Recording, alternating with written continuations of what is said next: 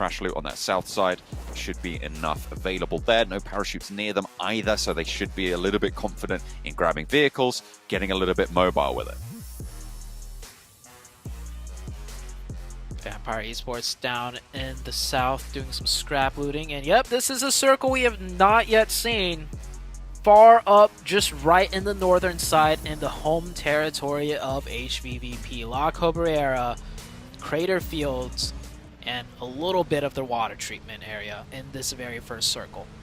We saw a little bit more of a left-leaning circle before on this northwest side, but it was centered towards Crater Fields, right? So it is, as you say, a lot more dramatically leaning towards La Cabrera for HVVP. This is good news for them. I mean, well, to be fair, yeah, is it good news for them? Every time they've got in the circle, it's like they've struggled a little bit more than we're used to seeing.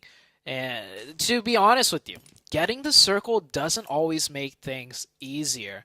There's a lot of times where you have the circle, you get so many options to play with that it's hard to decide what to do. Whereas when you lose the circle, it's like, okay, we're going to come in from this side, from this angle, and we're coming in from the edge. We can isolate a 4v4. We've practiced this push multiple times before, and once we take this spot over, we have our options for the next circle shift, wherever it might go. Whereas if you get the circle, it's like, I guess we just kind of sit and wait, and then let all these teams get closer and closer and cut off our options. And then we're kind of almost at the mercy of getting blessed for the next zone. So getting the circle is not as easy as it always seems. Oh, this is HVVP we're talking about. They should be able to do everything in the playbook regardless of the situation. They should be, right? Should be being the crucial part of that sentence. I mean, normally the general set play from La Cabrera, even on northwestern circles, is send one player down south to the hills that sort of overlook the surrounding area. But even that right now, it's a little bit deep cut into the circle with how far north this circle is. Yeah. They would be playing on a close side of the circle and allowing a lot of teams to backfill them. Yeah, and there definitely will be teams looping around to the hard north because, like you said, the northern edge of the circle is off the map. So this will actually, motivate some teams to loop even further north just because there's a chance they might be thinking, hey, the circle might shift north, and if we're there first, we're going to get it. And I don't see HVVP going further up north to try and clear out the backfills this time around because that area of the map, there's no strong positions with strong sightlines to push people away. Look at this page. It's almost all Alpha 7. Fluke having a little bit of a showing there for Vampire, but goodness me, I mean, Alpha 7, even day one, Imperium was saying it, Miramar, they're just incredible. Yeah, Alpha 7's popped off today with how many eliminations they've been getting. And yeah, it's almost all Alpha 7 doing a little bit of parkour here, continuing to loot. And this is a good circle for Alpha 7. Very cool. They could rotate in from the northeastern side, like straight cut in, figure out wherever they want to go. We see the Knights doing a very early rotation, sub 5 minutes. I think the Knights are starting to realize they've been really lacking on their rotations. I mean, if you think about it, they get Pachinki and Picado. That means they have basically max prioritization over most zones multiple times over, but they're in last place, so I think it's like they're not utilizing their rotation well enough. You can't be doing that. Certainly not this deep into the tournament. Inco did move up north quite early, near towards Meku, the outpost for HVVP, and HVVP are staying up north. They are not going to branch out south. They want to hold the grounds to the east of La Cabrera for now. Alpha 7, Torre Hamada, in the northeast side of things. They're probably in the position that HVVP wishes they were in right now, to be honest. Alpha 7 in a solid spot. Really difficult to backfill them as well. Nobody can come in from that north side. You've got pretty much only, I would say, maybe like 120 degrees in front of you that you're going to be worried about players being in. And that is a really easy cone to manage. Nova, one of the teams we really want to look at. Always known for their rotations. This is definitely a type of circle. If the rotation gods out of Nova can pull out something amazing, it would be in a circle like this. Very hard to navigate, because of all the high hill positions that control so many sightlines. Pretty much after this first circle rotation, every rotation afterwards, you're going to come under fire of some sort of team on some high mountaintop. And Nova already running into the likes of Inko, trying to get further into the zone. Yeah, Inko moved fairly early on this one. Nova maybe not expecting that. It seems like that's been the story a couple of times, just not expecting teams to be in positions that they are. I feel like a lot of players are really sending central quite early in these lobbies. Nova maybe drawn short by that. Allowing those edge teams to shine. HVVP might come into conflict with Alpha 7 as Alpha 7 leave that Torre Hamada position and move north through that oasis on the north side. We have Damwon Gaming on the southwestern side. We have 3 teams on the southwest. Skylights Gaming, 1 million, and Damwon Gaming. Looks like these 3 teams will be committed to coming into this zone on the western hemisphere. Meanwhile, in the center of zone, Stalwarts Esports, controlling one of the mountaintops that I was talking about, holding a nice 1-2-1 split. See how long they can hold this down. Right now it is only circle 1, so teams playing a bit more spread apart is viable. Especially on Miramar as well. You've got a lot of positions where you're just going to hold ground, you're just going to lay claim to territory. See what you can find there. Western side, Skylights Gaming close to down 1 Kia on the west. 1 million a little bit further ahead up north. Over on the eastern side, in the meantime, this is just to the west of Al Azhar, south of Cruz de Valle. Udo Alliance ascending up on the eastern edge. Udo Alliance, a team, again, not been on the best of form over the course of this tournament. 72, one of the teams competing to try and get out of that bubble. 11th place currently sits at 98, so they're 26 points behind now, and it will be difficult to close that gap when you're performing at this sort of a level. It is still very much within that catapult range, which is what I was talking about. Oh, hang on a minute. What have you spotted? The circle, John. The circle. Oh yeah. Right. Yes, that's quite dramatic, isn't it? Yes, it is. Okay. It's still off the north side of the map, Zute. We've got a La Cobreria finish, north of La Cobreria. I don't even know what that area of the map looks like. How many of these players have played this area before? I mean, HVVP, and I think I'm going to stop the list there. They know La Cobreira, but I don't think HVVP knows what the northwest of La Cobreira is. And I'm looking at the minimap. It looks like a giant mountain. I don't even know what's playable there. Can even go all the way up there. In my competitive experience, I've not played up here once, ever. We're going to a lot of undiscovered territory here on Miramar. Oh, yeah.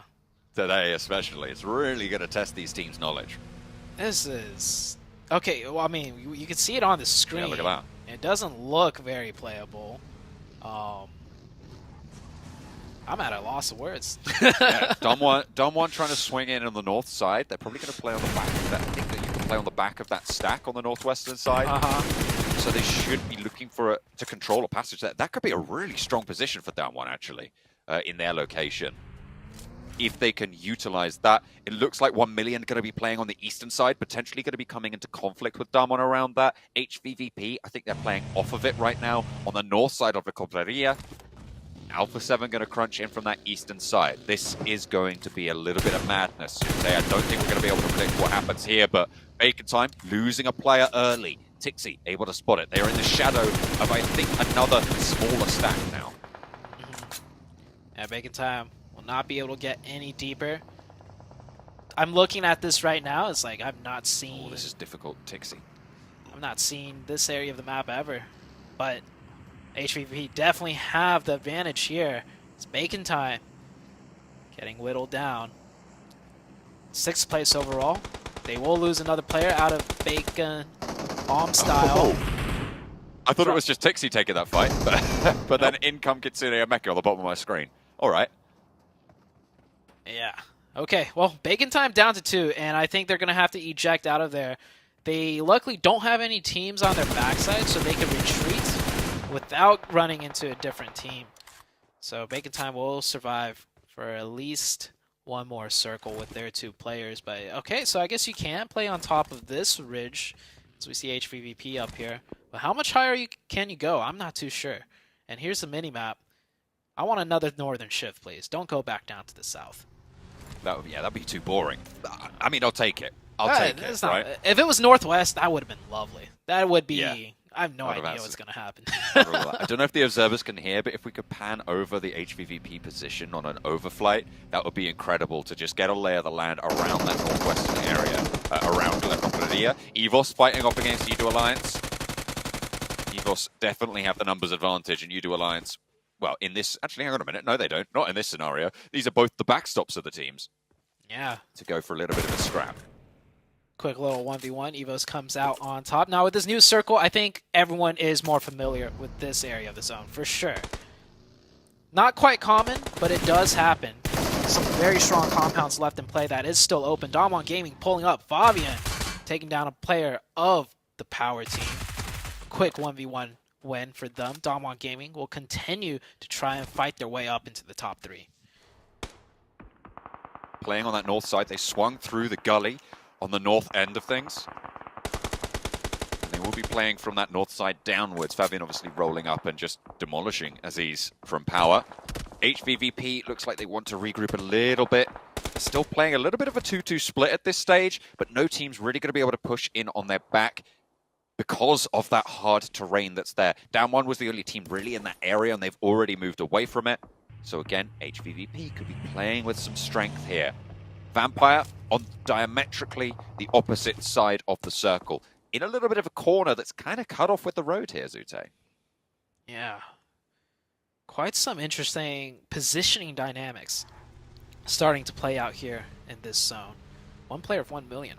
Very close. Senke completely separated from the rest of this squad. I doubt it's intentional. They're playing a 1-1-1 split. But each player at a different... 2-1. Yeah, 1-2-1. Each player, each section at a different compound. So they might actually be intending to play this 1-2-1 split this late in the game. Is Tixie going to come into a little bit of trouble here if Lazy Boy spots it out on that northwestern edge? Yeah. I wonder if Lazy Boy's going to take that fight or if he's going to wait for more players to roll up. Tixie has no idea! Oh. That is... I mean, that is such a snaky position for Lazy Boy to hold. I mean, I feel for Tixie. You've got to be mad after that one. Rightly so. And, oh, Kitsune almost going down there. And the problem is, HVVP, they can't even just go back to isolate that one player because the circle is about to shift, and they do hold a strong position. So that split by 1 million, paying off, getting at least 1 elimination points, and they still have their options covered. And as we take a look at the overall map view here, gives us a much better idea of what's about to happen. Nova in a good spot to control the east, but it shifts west into... I don't even know what Nova's going to have to do here, but just a lot of hard compounds left in play, and maybe some ridges that I'm not too familiar, just east of HVVP, that teams might be able to hunker down in and survive. See, here's the flip side of the 1 million 1-2-1 split, right? They pick up a point, but they lose potential point scoring value because they're so much more vulnerable on those eastern flanks. I mean, they get a pickup. Hang on a minute. Pittsburgh Knights into a fight with Fireflux, and at the moment it looks like there's only one player remaining from the Fireflux position, but it's not going to matter. The Pittsburgh Knights cut down. They will remain 16th place on this game, on the overall tables as well, with another 0-pointer. The Goose Eggs just keep rolling in. The goose eggs, the donuts, just stacking on the Knights team. Not looking good for the Knights at all. First team out as well, and in last place. Damwon Gaming, here's that split that you're talking about. They are very vulnerable to that push. One player is already down. Venom, the last up for this side of the 1 million defense, and it's Damwon Gaming. They are playing insanely well. Meku, though, gets a long-range third party onto Forest, and I see some more bullets pelting in. Maybe he might get that confirmation, but Venom might help out with that grenade. Throws it in. It's not going to get the confirmation. Might get some damage, though. gets neither. Are they on the inside? No, they're on the outside there as well. Fabian moves into the building. Sung as well is on the inside, trying to burst it. Trying to get a little bit more damage. I mean, I have to question. I still really don't like this 1 million 121 on the split. I don't think the value of getting 1 point for this is worth not being able to hold strong on that north compound. With 4 players, they can hold off down 1. Yeah. And I think like the previous circle, okay, but as soon as that new circle pops up, there's going to be one team 4-manning one of your positions. Like, you have to be able to assume that. So, a little bit of a slip up for 1 million. Vampire still looking strong right there. Vampire on the far southeast of this zone, taking shots at Evos. Evos just down to Lyzerg. He's got to make a run for it and gets picked off by Fluke with the mini. Vampire on the south side, they've racked up 3 eliminations. They're doing okay for now. They will have a difficult crossing ahead of them, but this is the challenge for top spot, remember. Godlike Stalwart coming under fire as well. They're a little bit further north than Vampire are. Again, one of those challenger teams for the top spots. Currently 3rd place, but with 2 players down, they're going to need to try and revive those up. Luckily, no one crashing on them just yet. Northeast side, Nova, who still want to keep their hat in the ring, have lost order. Jimmy. One of the heaviest fraggers in the lobby. Jimmy moving in. Hell for leather. Using the vehicle as cover. Really wants this res. Yeah. Good job out of Frozen, by the way. He got the opening for that. And so Jimmy can leave the fight to go for the revive. So not only does Frozen open up the fight there and essentially wipe out that team, that allows him to pick back up orders. So Frozen doing a good job coming in, getting subbed in very recently. I think they just subbed it in 2 games ago, or maybe just 1 game ago. But the new circle comes out. Nova loses zone once again. Same with Damwon Gaming. Everyone else in a decent spot. Vampire, I think they have the info to know where to play next, even though they don't have the next circle on top of them. Damwon moving in, actually getting peppered away. I think that's coming through from Nova. Actually, it's Alpha 7 taking shots out that way as well. But they make it to the wall. They make it to the side of the compound. This is a 4-player crash coming through from Damwon. Fabian in first. Becker to receive for Inco. Nade being cooked already. Drops a smoke out the back. Wants to cover up some sight lines and allow themselves to focus fully. But they can't because Paraboy is here. He's lighting a fire under them. And they just don't have anywhere to turn away from it. There is no cover from this angle. Paraboy is only going to be blocked off by these smokes, and there's a timer on that one. Fabian under pressure as well as Becker chimes on in. Another knock comes through from Paraboy, and Becker is being saved. There is so much going on this engagement on the north side. Damwon needed to make a mad dash, and now Paraboy and the rest of Nova mount up in a vehicle. They're going for a full four-player crash onto the back here, and they move up to the wall. Damwon are going to hear this. The Molotov over the top, and Nova go in strong. They make the call, and they commit. Inco, they're going to let this one happen. This could get messy. I don't know if Nova realizes there's 2 4-man teams here. They might have a good idea. The nades come in just a second too late as the rest of Damwon has already made it into cover. Fabian, brave as ever, not running into the hard cover, and he's going to eat a nade for that. And the second one as well, a 1-2 punch coming through, more bombardment. That's coming from the back. It's Inco chiming in. The HEs are launched on through. Nova should have a clue that there's teams here as well. They spot Becker through the archway, catch a lot of flack over their way, and this is the Nova we've wanted to see for so long today, and have been denied up until this point, but can they move through it? Can they keep this one rolling? Will they lose a player? But order is in now. Takes a little bit of damage. The spray around. Nenebete wants to control through the archway. The players from Inco, they're getting ideas of grandeur, potential delusions, but we'll have to wait and see if that's the case. These teams are starting to pop off. Alpha 7 fighting with HVVP in the meantime over on the side there. On the north edge, and Alpha 7 taking a casualty and getting a flush their way. In the meantime, Damwon suffering, getting caught in the crunch. Osal wants to put the nades, the smokes, try and keep themselves safe. And Ebete could be under pressure from Frozen, but a nade over the top brings Frozen very, very low. He's going to be unwilling to peek out on this one. Still, Damwon survived, but there is only one still remaining. Sung hunkering down on the inside, gets a heal off Jimmy. Sails the bullet straight. Double knock! Becker down as well, as there's a step out coming through, and Nova are just executing on this fight. They're playing it cautious, but they're playing it strong and solid. Sung has the challenge in the hallway, doesn't have the nades, lines it up with a UMP. Frozen on the forefront, ready to receive, and now Inco will bear the brunt. Oh, Inko's so lucky that they did not manage to fully finish out Damwon off that double knock. And oh, a double knock right back! This is terrible for Nova. Nova is about to go out here, but can he hit this nade? Paraboy, oh, too slow off the backside, and that is Nova getting taken out now with a double knock in return. Unfortunate. It looked so good for Nova. They looked like they were so in control of that fight. It was measured. It was calculated. Everything was in place. And then there's a double nade knock. And then Inko run through. And they fall short again. This is not good for Nova. It's not good towards the end of the day. It's not good moving towards the end of day 3 in this tournament. So close. Absolutely crucial, pivotal fight right there. As I was saying, if they manage to finish out Damwon Gaming first and then hit that double knock, it would have been all over for Inko. But that last player, Damwon, slowed things down too much for the Nova team. And then, of course, the double nade knockback spelled the doom for Nova. But there is still so many teams left in contention for the top 3 still alive. Alpha 7, SDE, Vampire, HVVP, even Fireflux still in play here. Inko, that's going to be a big confidence booster for them.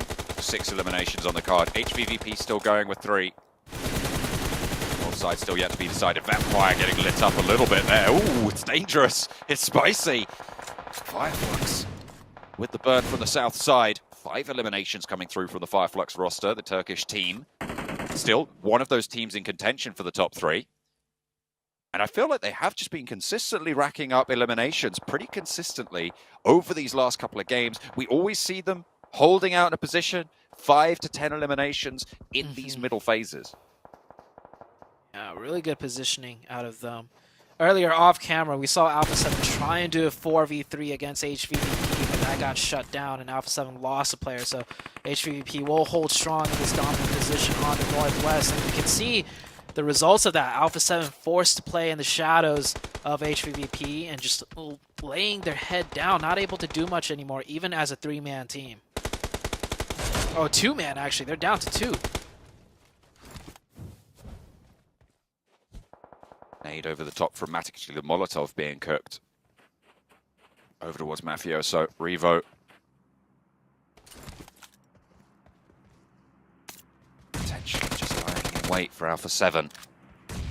2 players standing. HVVP, they've been without Tixie for a long time, going down to the sneaky 1 million play. That brought them crumbling to their knees. Looks like that fight won't conclude too soon. Like Stalwart, does he spots Mafioso. This is good news for HVVP. Just completely blinks it out. And now they can look to push the ridge lane, or can they? As Top's still on the warpath. Yeah, Matic actually picks that one up, and he picks up the second one. Godlike Starwart, sorry. They get the knock, but they do not confirm the point. HVVP up to 6 eliminations. New zone about to play out. We have a 4-man team of USG Donuts, by the way, very near the center of circle in a strong position. They have yet to start springing up into action, but with the new circle, we might see the Donuts come in and try and make their way into the survival bubble. Shreps is still going. At the moment, all top 3 still in this. Still going. None of them with the best of times of it right now. Move up to the circle could be good. To the northeast east of La Copraria is this sort of rumbly plateau. Full of dips, full of divots. No full sanctuary. Matic dodging through the bullet storm there. And Squash denied the knock. Oh, that bus is like 1 shot from exploding. Oh. Got out just in time there. I decided to just continue the rest on foot with smokes. We see HVVP making a wraparound into zone on the northwest. Fireflux forced to make the difficult rotation, leaving their hard cover going wide in the open. I think they have some smokes. Not sure if they have like a rock that they're placed upon there, but we see a 4-man stacked team of Fireflux. Only one of them knocked, so they must have some good, decent cover there. Yeah, USG Donuts now defending against Bacon Time and the Skylights gaming team as they push into the southwestern edge. These compounders. So dangerous for so many teams. Three teams stacked up close to one another, and it all comes down to a little bit of a crunch now. And on the outside track, Skylights Gaming looking to keep as many of themselves alive as possible, but HVVP on the broadside, lighting it up like the 4th of July. Makes me want a hot dog real bad. Yeah, Kitsune just magnetized right through that smoke. Headshot, taking out Skylights Gaming. Helps out USG Donuts a little bit. HVVP still playing loud and tall from that high ground. Putting in 8 eliminations too, so their shots aren't just connecting, they're actually confirming a lot of these. Donuts USG, 1 player down, 2 players to handle for Bacon Time. They can do so, but over the top, it's Godlike Stalwart. Top 3 position, remember, this is a contender team. 3 eliminations on the game, 4 alive, but 1 knock sent their way. A lot of low health bars here. Fireflux, they've been fragging out today. 7 eliminations on the cards, and Godlike Stalwart getting overwhelmed from the back. A backstab comes through to sweep it away. Vampire might just outlast them as well. Oh, he found him! Finds the final player coming on through from Inko. Gets that done. Might be able to roll 2v4? through towards Vampire as well. But hang on a minute. No, just going to fall. Fireflux move in and ruin the day there. Keep Vampire towards the top. HVVP, though, still trucking. Fireflux on the warpath. 10 eliminations. Brutal in these final circles. Bacon Time with 2. Did manage to win out that compound as well. All of these fights starting to conclude. Yeah, the Bacon Time 2v4 at USG Donuts there on the push. That's amazing. Vampire, he is still alive in here. The God rotation down into that bush keeps Vampire up, and so many crucial placement points for him. And I think everyone else is going to be fighting, and no one's going to find him until the very end. There's a chance at an insane clutch here. It's 2019. It's right in a bush. Goodness me. Oh my god. Well, let's take a look at if it's going to come to bear, because HVVP, Vampire, both still in it. Fireflux. Oh. Okay, HVVP, they put a stop to that nonsense. Matic and Kitsune now will be facing 2 versus 4 against Fireflux. They are going to split 2 and 2, so if they can isolate one of these fights, they might be able to do it. Solke up on an off angle, wants to isolate and control. Kitsune knows though, look at that, he's on the outpost using the bush as cover. Solke wants to put a nade in through. Can he make this one work? The zone 9 will close right towards HVVP, so they have got a little bit of an advantage, but Matic falls, and with it, kind of any hope of holding this one out. Solke on the ridgeline will get felled. Kitsune needs to stand strong, gets the point, turns for the flush, looks for the 180, hits the shots, hits the deck, but won't be enough. Soulless with the final flush out, and Fireflux are on a tear with a huge chicken dinner. That is a big elimination count coming through from Fireflux. And again, we might see a new player in the top 3. Definitely, and rightly so. Those death slams were some thunderous death slams down there out on the end. I love this. Lean it back. They're just like, all right, let's cool off, take a break, bask in this glory. All right, we're right back up. Let's head into the next game. That was that Miramar tan, eh? Oh, look at that. Oh man, they got the camera crew in here. They got the coach. They got everyone in there. That was a tremendous win for them, and they did really well in the previous game as well. They got a 2nd place finish. Yeah, they almost clutched up that 2v1 against Godlike Stalwarts. So 2 really great games in a row for Fireflux. This team looking so strong and coming into form. 30 points on the game. That's going to put them 173 on the totals overall.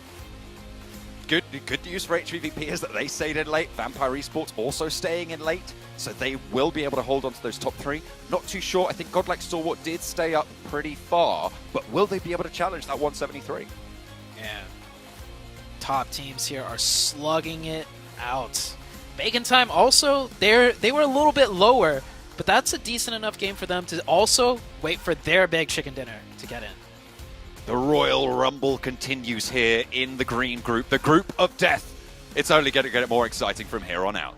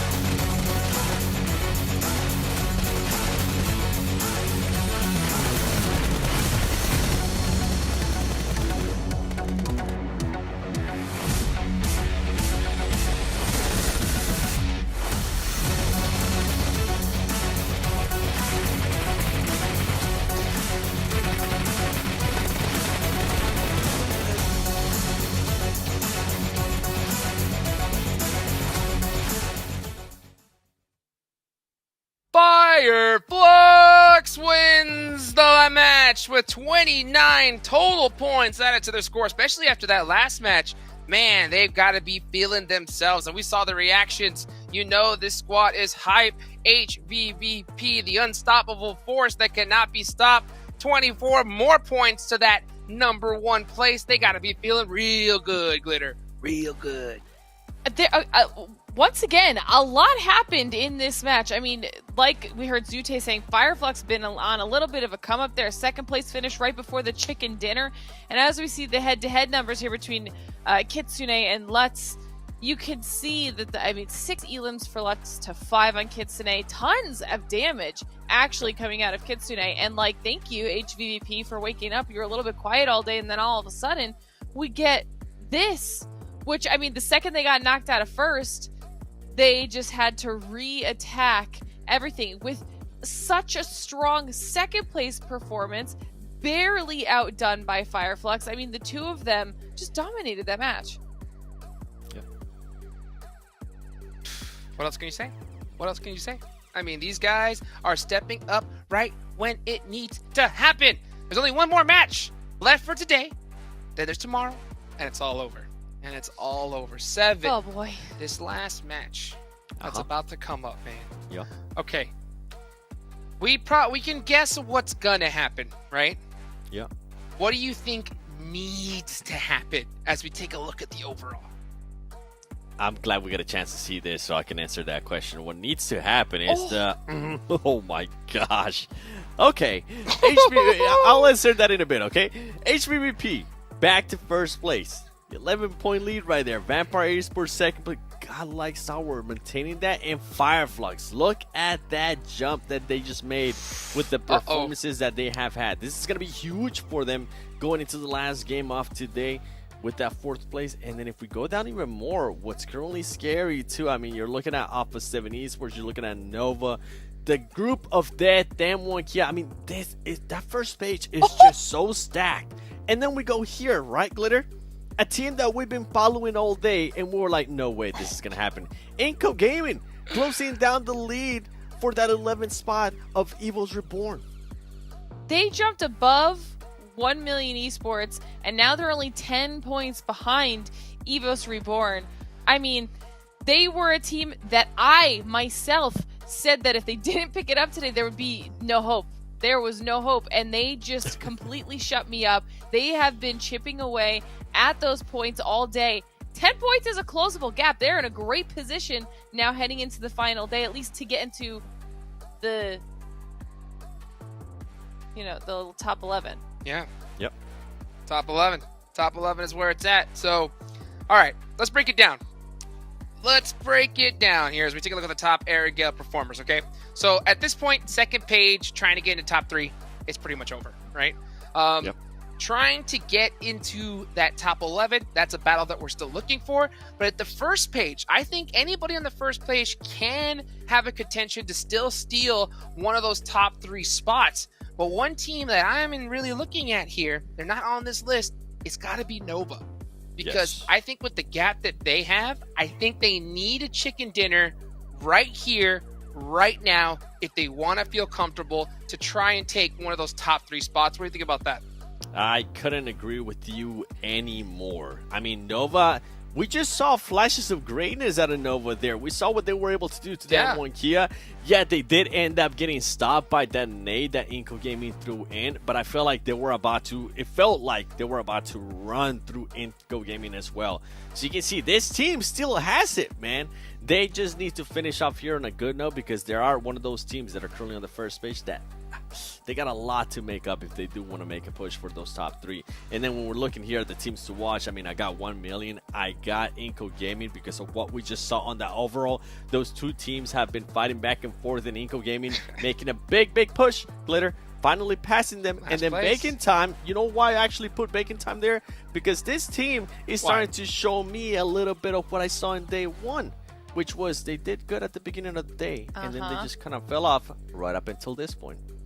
I like the Bacon pick. I do. I think that they need to pick it up, even if it's just for the momentum heading into tomorrow. I think that would be huge for Bacon. I mean, I agree on Inco. I have them on my list as well. But Fireflux, after that performance and where they are when it comes to relation top 3, that's a squad I'm definitely keeping my eyes on. They're on a serious war path right now. And then Godlike Stalwart. I mean, there's a lot going on in our top 7 right now. So I'm excited to pay attention to it. Yeah, they basically just like point sponged everything up there on that first page. I mean, because they're so close to knit together. I mean, a chicken dinner right now and one of those teams can really just take that lead. But Nova needs it if they want to be in the show. So let's see if they can get it as we got the final match here for day number 2. Let's take it on over to the casters for the last time today. Oh, we are getting right back into the action with more Erangel. That was a absolute slobber knocker of a finish for Miramar. Crazy sort of area as well. There's rotations getting into it. What a hard shift up to the north, and teams were put to the test, and it was the top teams that shone through. Yeah, so it just goes to show, regardless of where the circle is, no matter how crazy it is, the top most experienced teams will have the know-how to make it work. And it's not even the fact that they like have played that area of the map a lot. It's just they resort back to the fundamentals, right? And they take the info in as the game goes on, and they stick to the fundamentals and execute it cleanly, and they will make it to the very end. And that is exactly what we saw. Like you said, the top teams making it to the very end there. What a way to finish that game as well. I mean, HVVP do reclaim their place at the top of the table, so only one game off the top spot so far for them. I think since they took it originally, I think it was towards the end of the first day where they came towards the top of those tables for HVVP, and since then they haven't let it slip except for against Vampire, and even then it was only on a tiebreaker. So arguably they've always been at the top of the tables, right? They've always been in a first place with those tiebreakers deciding. It's good for them to be back up there, but we have seen that they can bleed. Yes.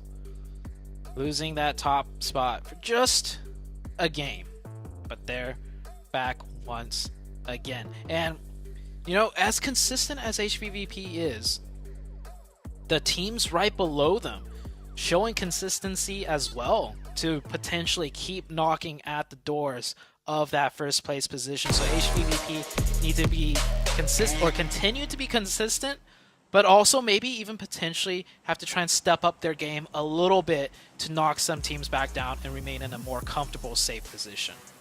Beat them back, control the garden, the weeds are getting out of it. Yeah. We need to make sure that those creepers aren't going to get on up the tables. Well, easier said than done, I suppose. 11 points of a lead right now. To close out day 3, it would be good to see that 20-point buffer on your side. Give yourself that little bit of a leg up. We've been hearing from Kitsune pretty much all week at this stage. We've had 2 interviews, and he's always said, I'll see you tomorrow. So that's what they're going to be looking to do. Yeah. Also, the other reason why they want a little bit of a buffer is that there's a small chance, right, that the second place team or the third place team, if they're comfortable enough in that top 3, they might pull out a pocket strategy to knock out, you know, HVVP. We've seen how they rotate on Erangel like clockwork, always through the north, right? So if the point gap is too small and a team is really feeling it, they might play a trap card on HVVP. So that's another reason why they want to, you know, extend their lead. We saw in the first week, this was for the top 3 position, that third place team and LGD, right? LGD hot dropped right on top of them and tried to chase them down, and that got a little bit tricky. And oh my gosh, we are just what a treat this second week of the PMGC. Just circles we have not yet seen before, constantly on every map. And Fireflux, they had a huge game, but they will lose one player early to HVVP of all teams. And that's a really good pickup as well. Fireflux, they were pretenders to the throne after that last game, sat 4 points behind the top bubble in that 4th position. So losing a player early, not great. They have been counting on playing with 4, holding down compounds and playing an edge style that's kind of emulatory of HVVP's style that won them so much power in those earlier days. Today, it's been a little bit lackluster, not quite as powerful, but they've still kept it consistent. Mm-hmm. They're going for the chase. They want Lutz. I think they weren't intending on the chase, but now they definitely are. Or maybe not. Oh. HVVP, they're going to stick true to their playbook. They know they could get the points eventually. No need to chase that player down. So, they might not even have weapons, to be honest. I think one or two of them do. To be fair, they're just getting to North George, their normal Yeah. drop spot. Fireflux, South George, their normal drop spot. So they're just trying to get back on into the fold. Nova, though, rolling up on Pittsburgh Knights, and it is not going to go the US's way. Once more, unfortunately, Coops just gets out of that, leaves teammate to go down. It's ordered to pick up the flash. I'm not sure what the Knights were doing there. They saw two enemies behind them, and they still dropped a player off. Well, then again, if he didn't drop that player off, they would have just chased the both of them down. So I guess that was a play. He was essentially the sacrifice. Like, good luck, get in that car quick, and get out of there. But he will go down. So that is the Knights off to a rough start again. Nova will pick up 1 point for their troubles, and maybe 2 if they spot this player that's just casually paired. I think at this point, no one's looking up at the sky, so they won't spot out that you do Alliance player just casually floating over the top of the Nova team. Touchdown of 3 minutes and 40 seconds there. That's fairly late, I would say. Yeah. Especially that it was... I mean, you wonder why, right, as well. Like, Yeah. I mean, I guess they're going for a... I mean, they are split looting near Ruins and Sunken. They're just playing for that split drop. Gatka will be the target for Nova. But with this Northeast Circle, I mean, we talked about it being very surprising, but those rotations are going to condense. It's going to be bridge crossings that are vital. The East George Bridge, even the West George Bridge potentially as well for Nova to break out that wide. The Cube compound that's going to be vital on that side. The positions north of Roshok as well on that north side of the river going to be super, super crucial. And then, of course, that Stalber rotation side is going to be a whole different ballgame. Yeah, so I'm looking back at the plane path, right? It was very far to the east. That Udo Alliance player parachuted, I'm counting the amount of squares he parachuted across. He parachuted around 2,000 meters. Oh, I think that's right near the limit, right? Yeah, he parachuted 2,000 meters. That's why he made his touchdown at the 3+ minute mark. So what's the limit of parachute distance? Isn't it like 2.1 or like 2.3, something around that? I don't know. I have to double check. I parachute down for a vehicle nearby and then take the drive. Yeah, that's fair. I don't want to mess with parachuting over 2,000 plus meters, but yeah, I think that counting the grids on the squares, yeah, that was around 2,000 meters that player just pulled off. So longest parachute distance for sure so far in the second week. Longest time in the air. I mean, that's pretty cool. Uh-huh. That should like be a that. stat. Parachute time. Parachute time. Oh dear. Oh. I'll put in a request for next week. See if we can get that sorted. But for now, they are all firmly both feet on the ground. Nobody going for a swim either at this stage. Might be seeing Donuts USG crossing over near Roshok to the north side of the river. Vampire on the north side. Happy about the circle shift.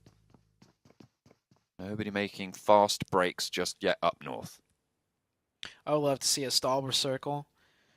Every tournament broadcast I talk about, one of the best games I've ever watched was on Stalber. I do believe it was one of the PMGCs too, because I just clear memory of BTR dominating up there in Stalber. And I've seen like almost every military base, Milton Power, Quarry, you name it. But the Stalber one, only once.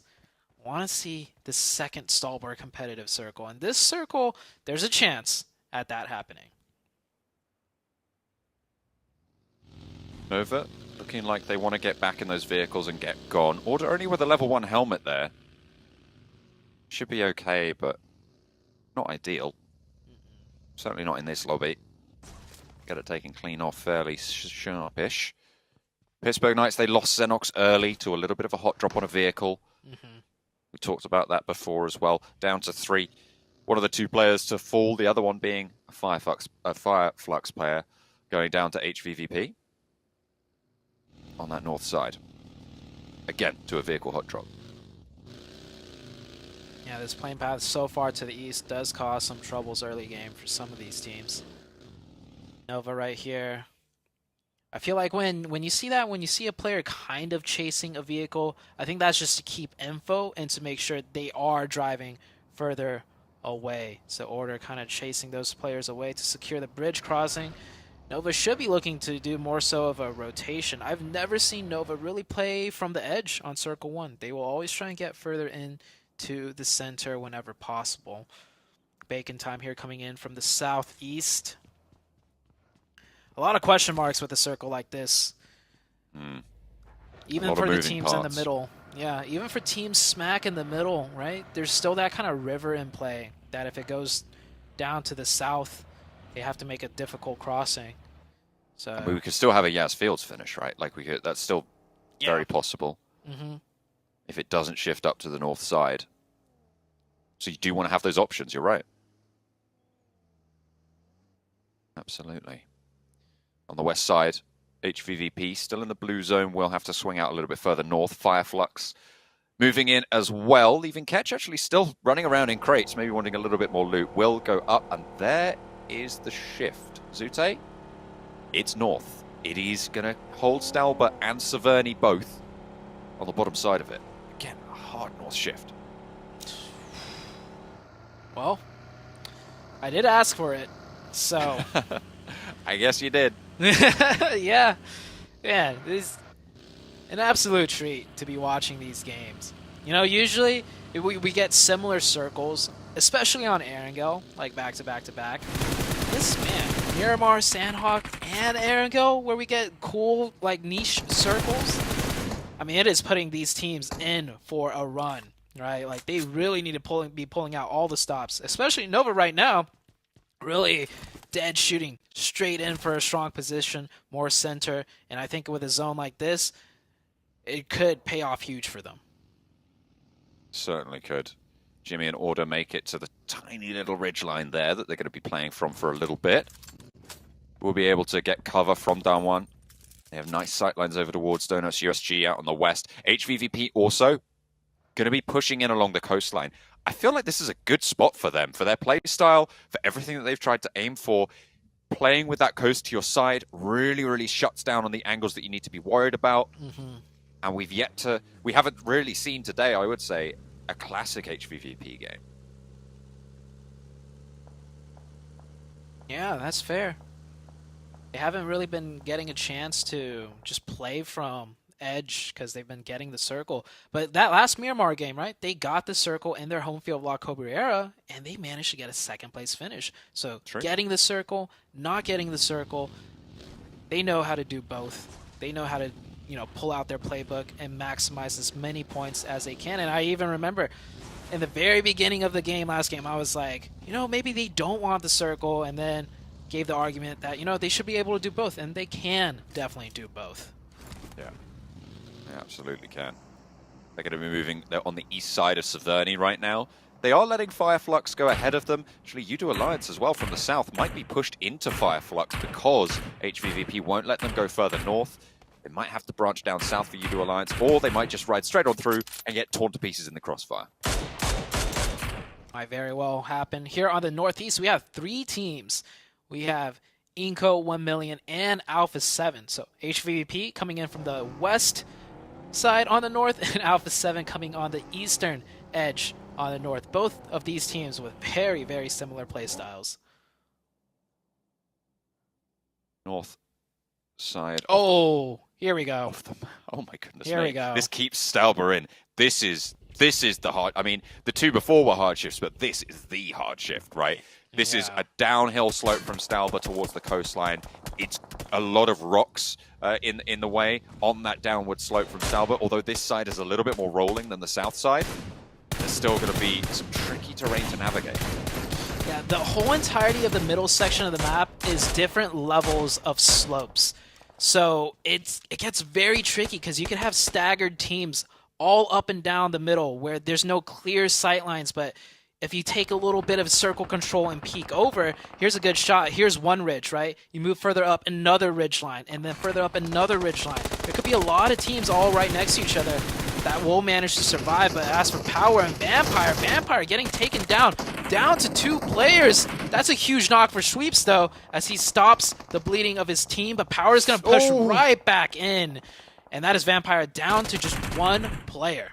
Yeah, Fluke is out of there. Look at that.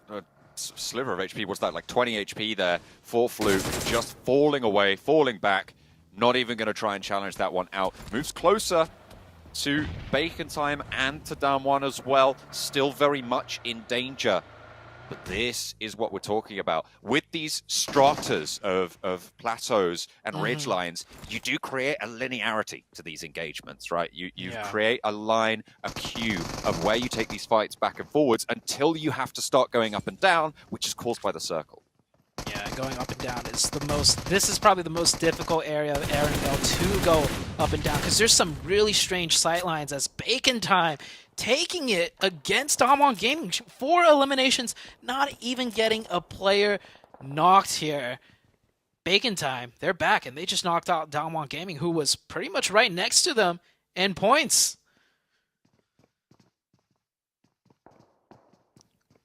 Bacon Time playing on that 5th position right now. A team that still is absolutely in the conversation, although there is that sort of little gap starting to form. 14 points to jump up. They've already eaten 4 of them, so that leaves 10 between them and Fireflux.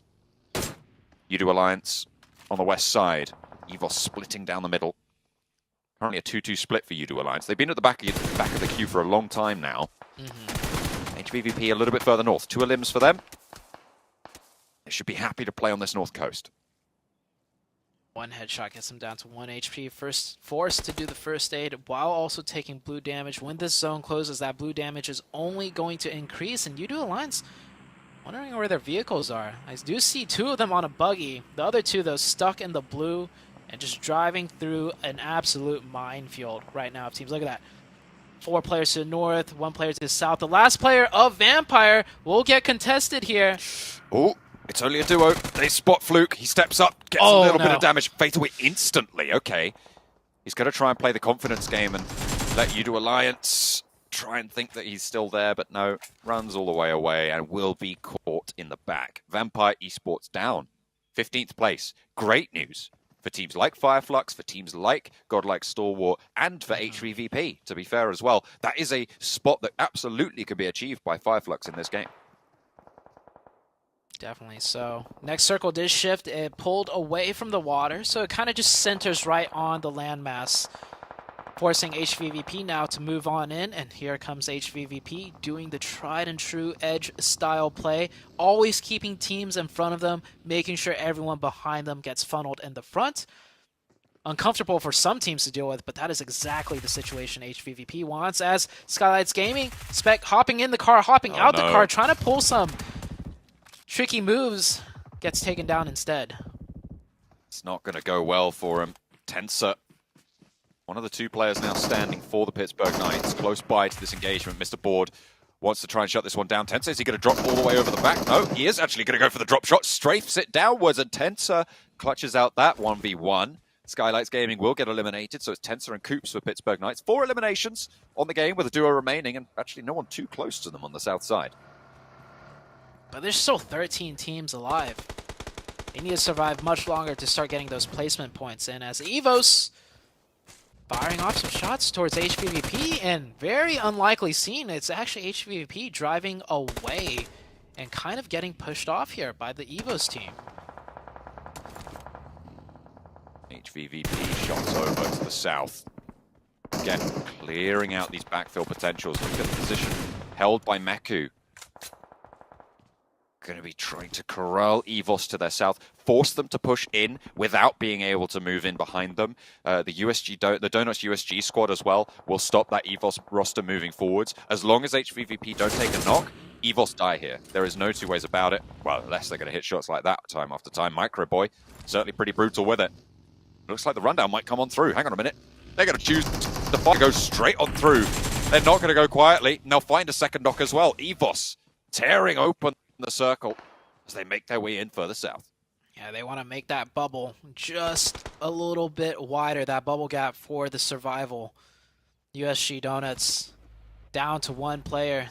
They were not expecting that. All it took was for one nice lock, and then everything got ripped open. The Knights with the 2 players sitting comfortable on the south, but they are on the edge. Looking to get the next circle here as Bacon Time still continuing to rain out shots. This is the northeast of the map now. Alpha 7 close by next to Bacon. Another snipe knock. Revo, once again, I saw that earlier in the elimination feed, but they get traded by Fireflux, which is going to slow things down. Now it's Power and Inko in a 4v4. Very important fight for Inko. Currently sat at the bubble, 10 points behind. So if they can beat out Power here, this is going to be a great ladder up for them. Uh-oh. 1 knock sent their way, but look at the nade being cooked. 2 going to throw one in. Actually didn't really get too much there. Vitali's still bleeding out, but 3 players are still there for Inko. They're going to move forwards. The burn down onto Microboy is good. And now Power... Sorry, that was from the Evos fight going on. The elimination feed is lighting up all ways of the circle. 2 players from Power active. Inko activated with 2 as well, but Becker is low. It's up to Squash. Will not be able to find the frag, and that is Power ruining the day for Inko. Their charge for that bubble at the bottom is not going to go any further today. They only have those 6 games tomorrow to do it. That fight looks so good for Inko, and then they just slow things down and ate a few too many nades. Next circle shifts down to the south. This gives Stalwarts Esports on top of Stalber a very dominant position. Nova's smack in the middle of everything. They will have to try and weather the storm of all the teams having to move in now. Fireflux looking to take shots over towards Alpha 7. 1 knock already sent over to Mystic. Alpha 7, all 4 of them are alive. Tap shots land from Lutz. Not quite able to thread the needle there.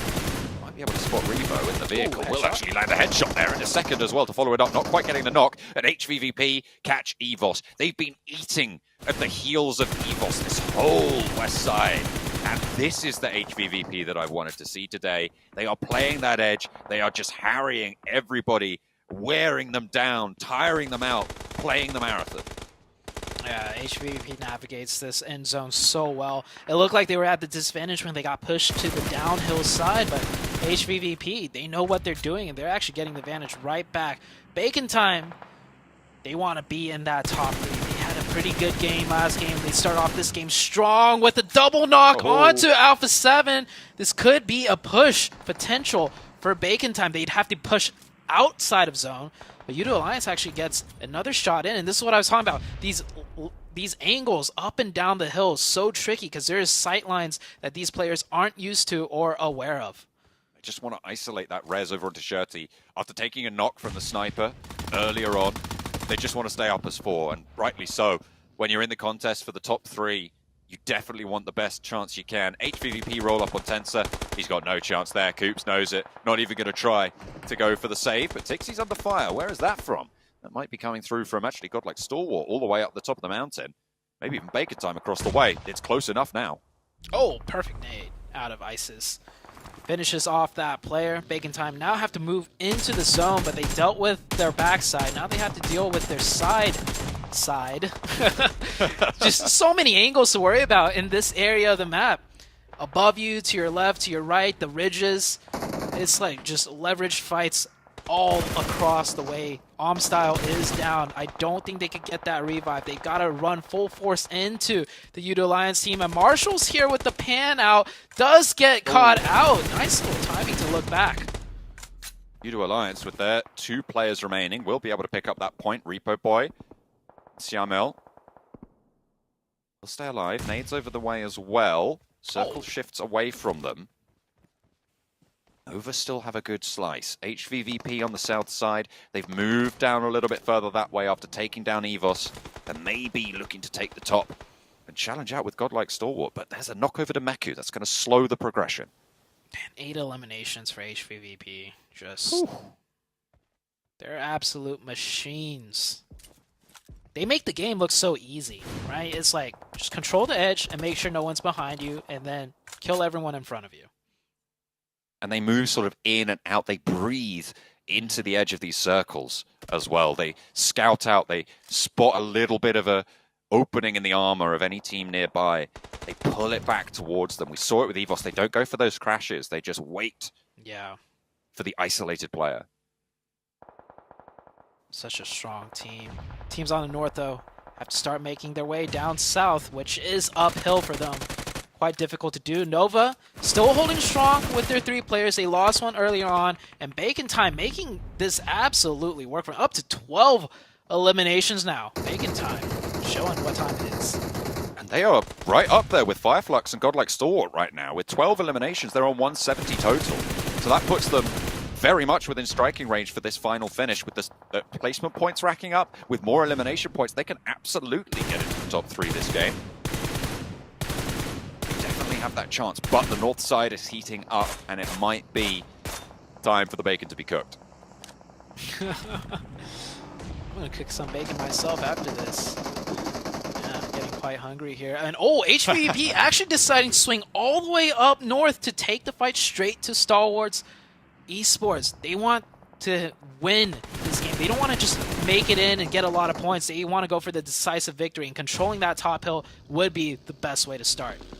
Look at that rundown. Fireflux rack up a point there, but Matic is on the broadside to Paraboy. Hits the deck, crawls away, and the DP shots not going to have the vision. Might just be able to land it. Finally gets the tickle. And that's Matic on the back foot as well. Completely separate from the rest of HVVP. Blue zone closing. That's a dead player. There's no way you're getting that back up, which leaves HVVP on 3. Stalwart, Godlike, the only team with 4 alive now. There's a 4th team still in this. Ooh, wait, who's the 4th HVVP? Oh, okay. I see. Fireflux and Nova downhill. Yeah, so we got the 2 teams downhill and the 2 teams uphill. I think it comes down to the next circle. But either way, I feel like it's going to be a 4-way fight. And actually, HVVP has backed off the top fight against Stalwart and is going back down into Nova. But Nova getting very aggressive here, getting 2 knocks. HVVP just only down to 1. It is all down to Tixie. This is the guy you want, though, as a Lone Ranger. If you had to pick one of the roster, he's going to be Tixie. Paraboy wants to take that mantle, though, and Kitsune eats the bullets for the teammate. Will protect from the spray. But Paraboy moves ever closer. He's encroaching. He wants this close range challenge. He is that specialist at this range. Jimmy has the supporting fire on the right-hand side, but Tixie, quicker on the draw, around the side of the crate, takes down Paraboy. The aggression is punished. And now the nade can come through and seal the deal. If he can break up the hill, he might even be able to find some safety, as long as Godlike Stalwart don't move into position to try and get that overlook. I'm surprised no one's trying to third-party this engagement here. And I'm also surprised Paraboy moved up there. It's usually Order who's better in the close-range situation. Have Paraboy back in the Wizard Tower for that long-range support. But it looks like they'll be able to get that revive. Tixie just by his lonesome, and he's being pinned down by Jimmy here. And here, Jimmy now with the cover fire. He throws out a nade, which does get Paraboy confirmed, though. Tixie getting the point in, getting it done still. Might have also been able to take, if it went a different way, Order might have gone down there as well. It was right on target, but Jimmy really important there. Now it's Godlike Stalwart to try and seal the deal. The crucial team in this is Nova. The other 2 already in the top 3. Nova with a chance to catch up. But the fact that all 3 of the top 3 are in this final circle, in the final 4, Jimmy changes things entirely. This ends in 4-9 for Jimmy in the Wizard Tower, doing so much work, but Lutz is chiming in as well. For Fireflux, sprays over towards Order, forces him to back up. Jimmy on a turret. Yeah, I was saying Paraboy should be the one doing the long-range support, but after that spray with the M249 out of Jimmy, okay, looks like Jimmy also knows what he's doing. Nova down to 2, both Fireflux and Stalwarts with 3. Who's going to take the fight first? And Stalwarts is just going to go for the hard crash. Order gets 1. Already picks up 1, finds a second as well on the hold with Jimmy's helpers from the top rope. Drops down, gets the flush as well, and Godlike Stalwart's position is dismounted in short order, but Order being he's still put a alive. little bit short as well. We'll be able to get back up to the cover of Jimmy. This is such a devastating position from Jimmy. What a guy. What a stand-up from the roster. 9 eliminations as well on the game. Can they go further? 3 players alive from Fireflux, and as yet, they've been untouched. Yeah, Order really wants to go up there to finish off that player.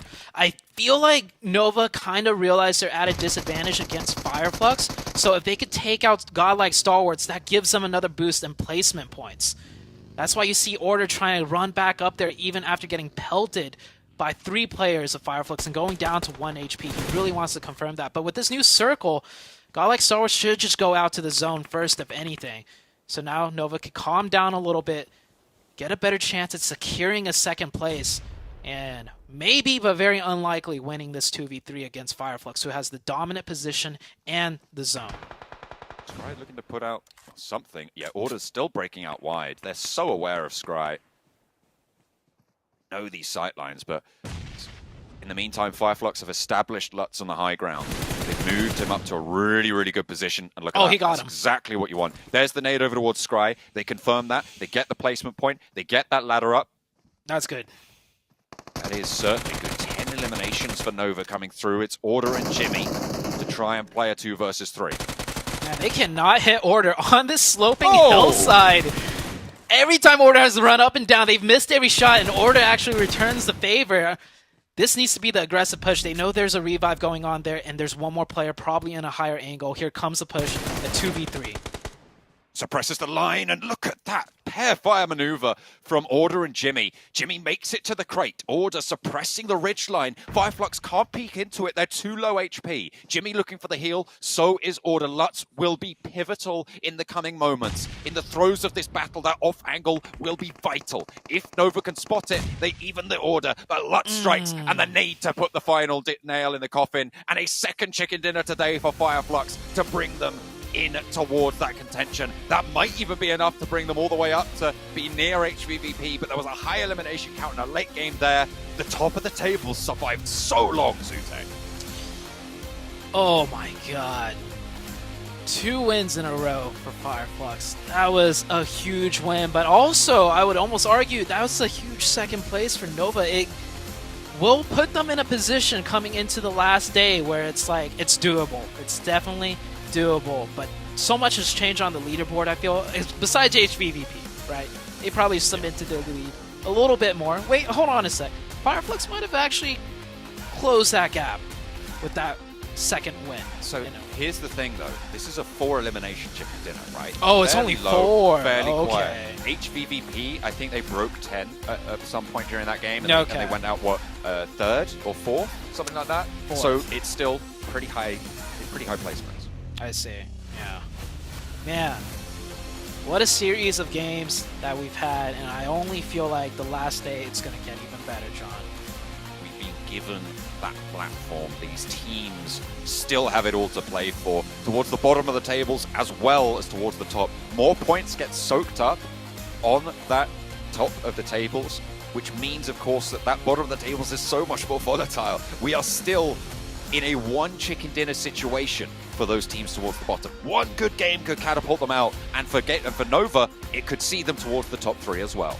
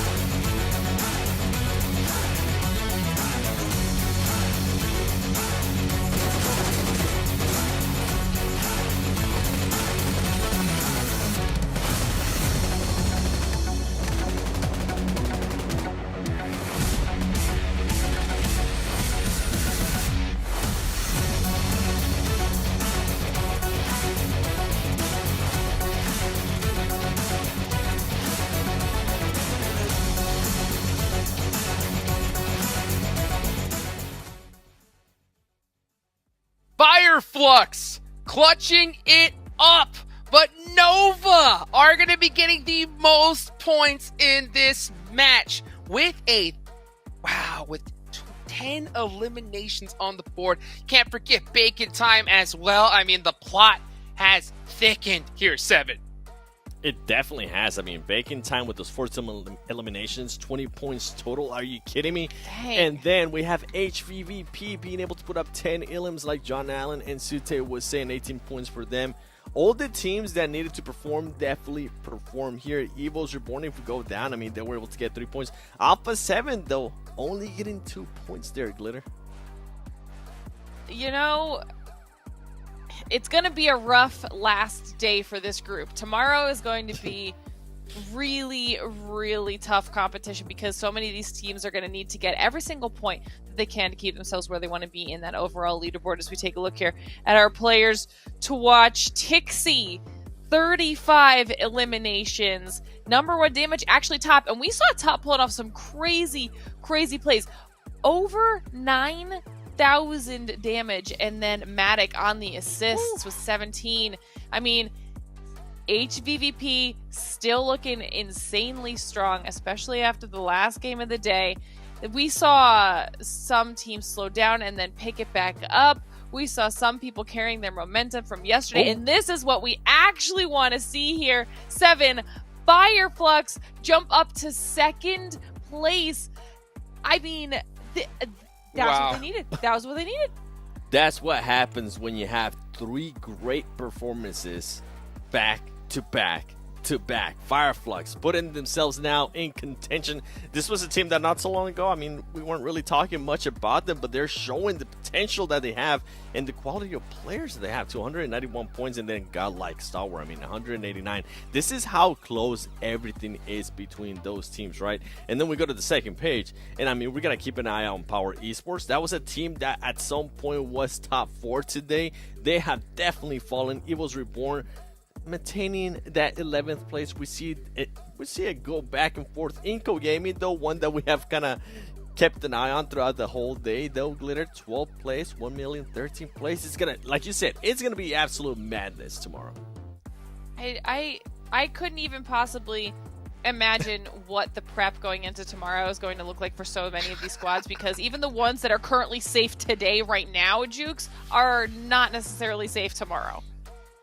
No, not at all. I mean, I guarantee you even HVVP is going to be doing their homework tomorrow. I mean, this is getting absolutely insane. But hey, what else could you expect from the group of death, baby? This is the reason why we've been calling it. This is one of the toughest groups that are in this tournament, and it has proven to be so, I think, by far. It's just so crazy to see these top teams, just how it's insane how well they are performing, constantly putting some points up on the board. But you know what? Before we finish off, we've been having interviews with this player every single day, and I don't see why we can't as well. Let's go ahead and take it on over to Choo Choo to talk to HVVP. Kitsune. Thank you, panelists and casters. I'm Choo Choo. With me here, none other than the legendary HVVP. Got themselves a hat-trick #1 spot. Whew, what a day. What a performance. We have 2 players. Funny enough, it's going to be Kitsune being the translator, the IGL. And we do have Tixie as the fragger with us today. So do you guys expect your result like here right now today? Thank you so much. Смотрите, Игзи, ожидали ли мы такое выступление сегодня? Ну, мы сегодня сыграли довольно хорошо, набрали свои ПТС. Было пару игр, где мы сыграли более-менее, но в целом последние 2 игры были хорошие. Okay, so we did expect that we will perform good, and we had like pretty bit like some bad games today, like just bad luck. But like 2 last games, like just basically saved us, and also Kitsune is my favorite player. Oh, I think he added up, but okay. And also, I want to ask regarding this. Yesterday, you said you're not happy with their performance, but today you're a bit happy, I guess. Окей. Смотрите, Игзи, вчера я сказал, что мы недовольны были вчерашним результатом, а сегодня мы довольны сегодняшним. Можно было лучше, но в целом доволен. Okay, he said we could do better, but I mean, it is what it is, and we will just try harder. Okay, and also, so far you guys, I won't say one of the best team, because you are the best team in 3 days in a row. So I do want to know, what is the main factor, the X factor that you have that the others cannot catch up with you? Why they cannot take you down from #1 spot? Okay, thanks so much. Смотри, вот мы 3 дня подряд уже находимся на первом месте, и вот что нас отличает от других команд, что позволяет нам оставаться... Ну, во-первых, наша стабильность во всех днях. Во-вторых, это мы очень жестко стреляем. И в-третьих, тактически мы лучше всех. Okay, so basically we are just the most like consistent team out here, and just we don't have like really bad days. We just have like good and like best days. Oh. So yeah, and also he said that our gunpowder is like very good, and our strats are the best in here. Yeah, and he also said that he will kiss me after the interview. Oh, wow. But nobody can deny, I mean, the firepower and tactical part. The others, I'm not so sure about.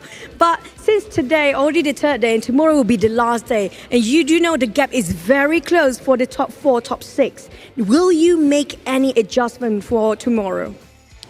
Смотри, разрыв между там командами в топ-6 очень маленький.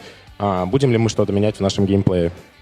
Нет, ничего не будем менять. И мы завтра сыграем максимально стабильно и попытаемся набрать ПТС во всех играх, чтобы закончить на первом месте.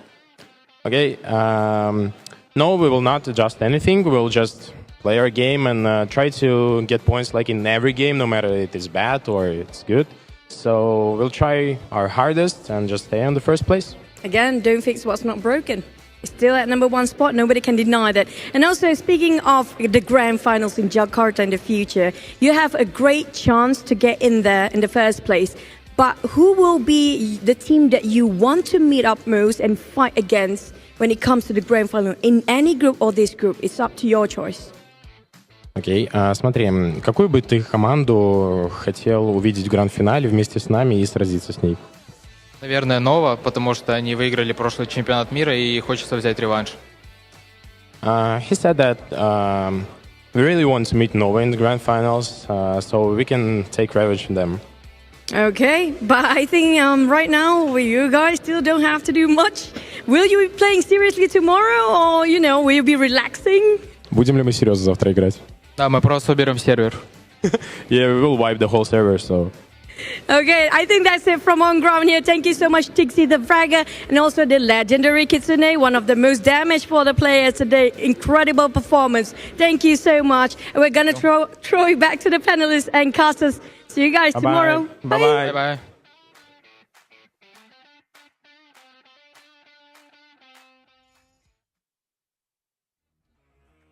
We were promised a kiss, and I'm disappointed. Okay, first off. Right. Second, So good. wiping the server is the promise. Hey, they've been doing a good job of it so far. Glitter, what do you think about that interview? I love that. Might be my favorite interview so far because we're starting to get some personality out of the players. They're starting to feel a little bit more comfortable talking to Choo Choo. This is what we've been waiting for the whole time. I love that indeed, Kitsune yes, was willing indeed. to translate right there for Tixie. Yeah. And I'm glad we finally got to actually have an interview with Tixie. So thank you, Kitsune, for doing that for us. Oh, man, it's service to all the fans out there for sure. I mean, Tixie has been going off this entire tournament along with all of HVVP. Tomorrow is going to be the last day of this tournament. Seven, Glitter, do you have any final thoughts before we go into tomorrow?